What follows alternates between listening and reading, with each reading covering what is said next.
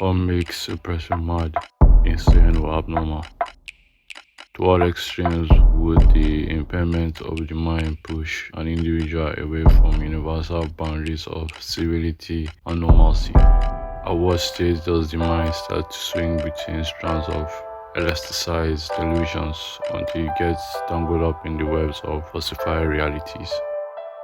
Mental health is the condition and well-being of a person's mind, usually in relation to how thoughts are processed, controlled, and managed. Feelings are being perceived, interpreted, and handled, and how behaviors are regulated, mostly in attempts to conform to self and externally imposed values.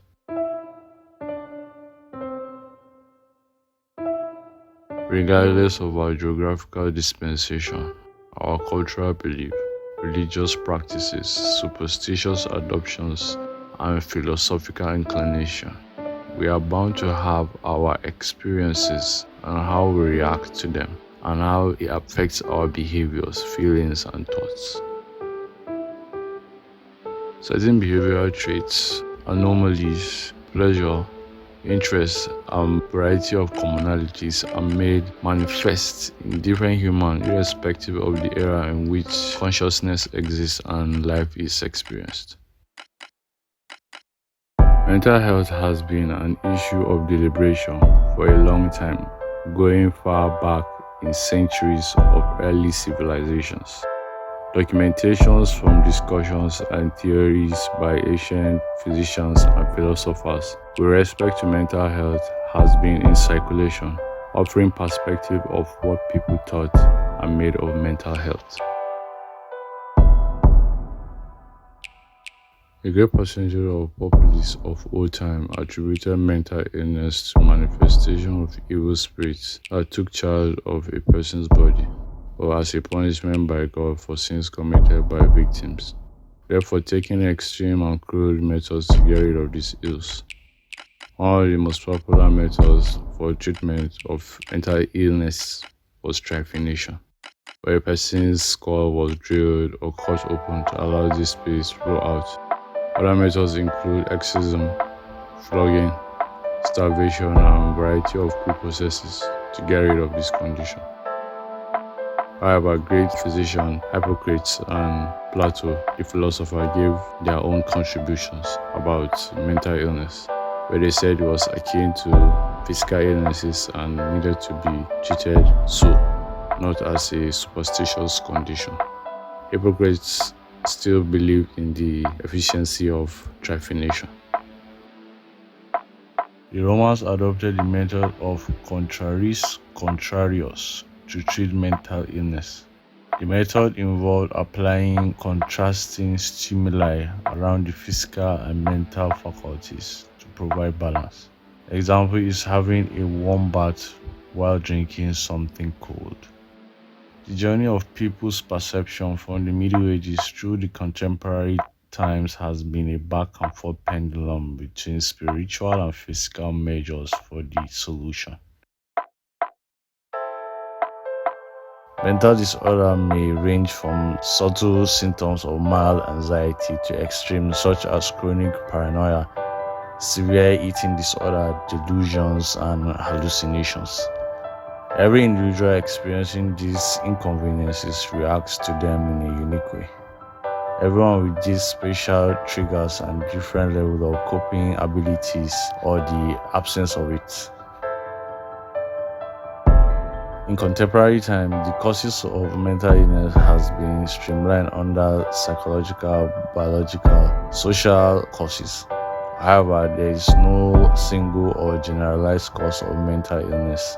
Different injuries, experiences, circumstances could make a person susceptible to the conditions depending on their impact on the individual and how he or she responds. The brain is a complex, sensitive, and very delicate organ of human body. The slightest disturbance may lead to a number of complications that may last for temporal, seasonal, or permanent damage that may alter the proper pattern of brain processes. Some mental disorders happen to be hereditary as they may be transferred from parents to children at birth. Some research show that ADHD, schizophrenia, autism, bipolar disorder, and major depression has genetic roots. Hormonal imbalance at different stages of growth may also be cause of mental illness, as some excesses or shortage of hormones may lead to certain irregularities in anatomical or psychological build of an individual. These abnormalities combined with how they are perceived by individuals may lead to different levels of mental illness. This is usually centered around cognition, that is, relating to involving or about conscious intellectual activity, such as reasoning, thinking, and remembering. Certain disorders are a reflection of irritational and dysfunctional thought patterns at different stages. Cognitive distortion and maladaptive cognitions can manifest in forms that include getting constantly stuck on regret and chronic case of indecisiveness. This factor may be subdivided into socio-economic, gender, environmental, and multicultural. The socio-economic factor include unemployment, low wages, and inability to pay bills. Whereas the gender may not actually be a case of mental disorder. Variation in this prevalence is observed with gender, where muscular dysphoria may be in case of men. Women are more susceptible to be eating disorder, even though both sexes may experience this differently. Environmental factors may include malnutrition before birth, exposure to certain viruses. Multicultural factors usually include a person's race, ethnicity, and culture. The values inherited by those factors and stereotypes associated can play a part in their mental wellness. When it comes to types of mental disorder, there are a lot, and the more researches are being carried out, more will be discovered. But just to mention a few, and those are very prevalent. Firstly, we have anxiety disorder, panic disorder, obsessive compulsive disorder, and phobias, depression, bipolar disorder, and other mood disorders, eating disorders, personality disorder, post-traumatic stress disorder, psychotic disorders, which include schizophrenia. Mental illness is usually defined in stages by the level of mildness or severity experienced by the victim, which may be subtle to calamitous, homicidal, and suicidal cases. For some of these adversities may be temporal or seasonal, stemming from the addictive nature of social media usage. Is usually translated to mental illness when it is ill-managed. Cases have been on the rise in recent times of younger people's mental well-being at great risk. Harmful social media activities may include name-callings, spreading false rumors, receiving unsolicited explicit images, cyber-trolling, bullying, and stalking, sharing of private images without consent. However, with the plethora of these reprehensible acts, some victims remain attached due to so-called FOMO, fear of missing out, as they would rather remain online to feel like they are part of something they really are not. When people behave in a way that are uncommon or strange, it's usually met with mixed reactions by those who find it strange. It may range from indifference to irritation, disgusting, disturbing, or even threatening. This inability of some people to tolerate this behavior is sometimes manifested through stigma and segregation. Bullying and violence might even be reaction to some cases. In the past, stigma may include loss of social status, social and environmental benefits. People with these conditions are usually kept away from the public sight, sometimes not because of the danger they might pose from their impulsiveness, where that may be the case, but for the reason of the shame they pose to their families and society. Stigma could be public stigma, self-stigma, label stigma. Another form of stigma is custody, which is an extension of stigma to people associated with victims of mental illness.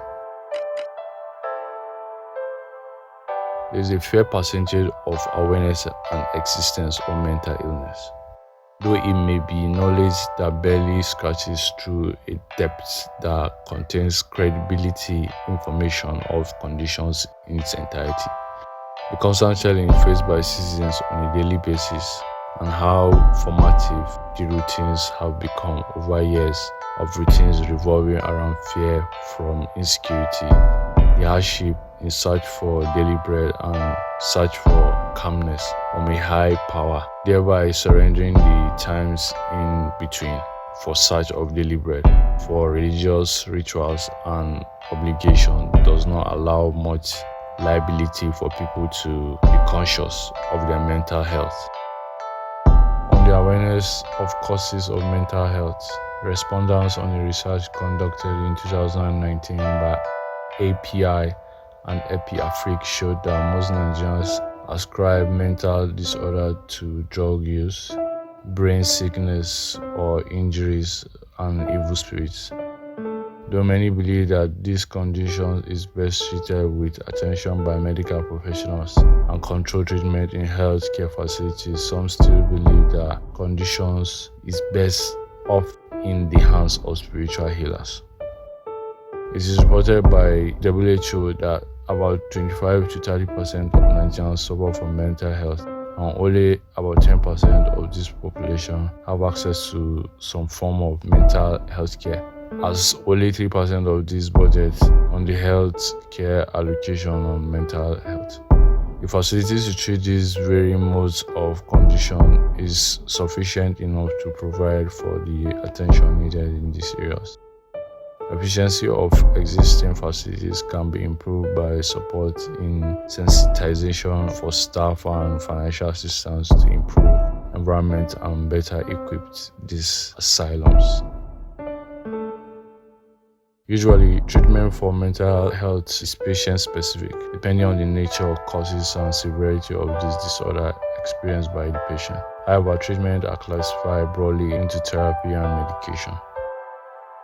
Psychotherapy such as psychoanalysis, cognitive behavioral therapy, interperson therapy, controlled use of antidepressants, anxiolytics, and mood stabilizers, brain therapies such as electroconvulsive therapy, social support, and consulting are some devices for treatment. The semi-endless list of possible causes and variables associated with these conditions give rise to the matrix of a million outcomes. Mental disorder inhibits productivity and realization of maximum potential of victims. In most cases, symptoms may go unnoticed and its formative stages. However, regardless of this nature and severity of this condition, there is hope for recovery and improvement of health for victims.